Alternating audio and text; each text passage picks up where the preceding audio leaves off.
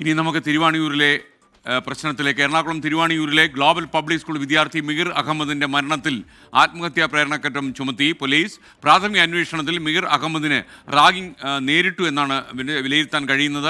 നമ്മൾ ഉന്നതരായ പോലീസ് ഉദ്യോഗസ്ഥന്മാരോട് ഈ കേസ് അന്വേഷിച്ച ആൾക്കാരോടൊക്കെ സ്വകാര്യ സംഭാഷണം നടത്തിയപ്പോൾ അവർ പറയുന്നത് പുറത്തു വരുന്ന വാർത്തകളൊക്കെ ശരിയാണ്, അതിഭീകരമായ റാഗിങ്ങിന് ഈ കുട്ടി വിധേയമായി എന്നുള്ളതാണ് അവരൊക്കെ പറയുന്നത്. നമുക്കൊരു പക്ഷേ കേട്ടുകേൾവിയില്ലാത്ത രീതിയിലുള്ള റാഗിംഗ് രീതിയിൽ കുട്ടികൾ അവലംബിച്ചു എന്നുള്ളതാണ്. ഈ കുട്ടികൾക്ക് ഇത്രയും അക്രമവാസന, ഇത്രയും ക്രൗര്യത, ഇത്രയും നിർദ്ദയമായ സംഭവങ്ങൾ ഇതൊക്കെ അവർക്ക് എങ്ങനെ കിട്ടി എന്ന് പോലും നമ്മൾ അത്ഭുതപ്പെട്ടു പോകും.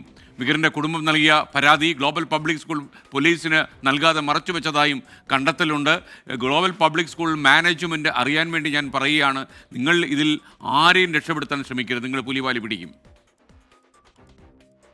കഴിഞ്ഞ ദിവസമാണ് തൃപ്പൂണിത്തുറ ഹിൽ പാലസ് പോലീസ് സ്റ്റേഷനിലെത്തി മിഹിറിന്റെ കുടുംബം മൊഴി നൽകിയത്. ഇതിന്റെ പശ്ചാത്തലത്തിലാണ് റാഗിംഗ് അടക്കമുള്ള വകുപ്പുകൾ ചുമത്താനുള്ള തീരുമാനം. നിലവിൽ അസ്വാഭാവിക മരണത്തിനാണ് കേസ് രജിസ്റ്റർ ചെയ്തിട്ടുള്ളത്.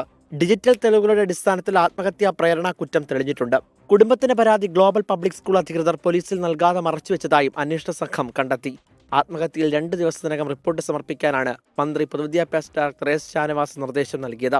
എസ് ഷാനവാസ് കാക്കനാട് ജില്ലാ വിദ്യാഭ്യാസ ഡയറക്ടറേറ്റ് ഓഫീസ് നേരിട്ടെത്തി വിവരങ്ങൾ ശേഖരിച്ചു. സ്കൂളുകളുടെ പ്രവർത്തനത്തിന് ആവശ്യമായ NOC സർട്ടിഫിക്കറ്റ് ഇരു സ്കൂളും ഹാജരാക്കിയില്ല.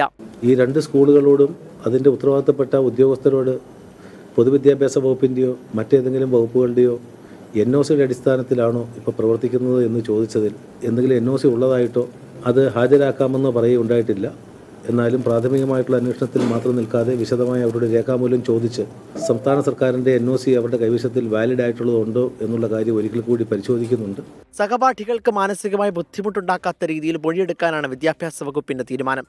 സംഭവത്തിൽ സാമൂഹ്യനീതി വകുപ്പിന്റെ അന്വേഷണവും ഉണ്ടാകും. 24 കൊച്ചി.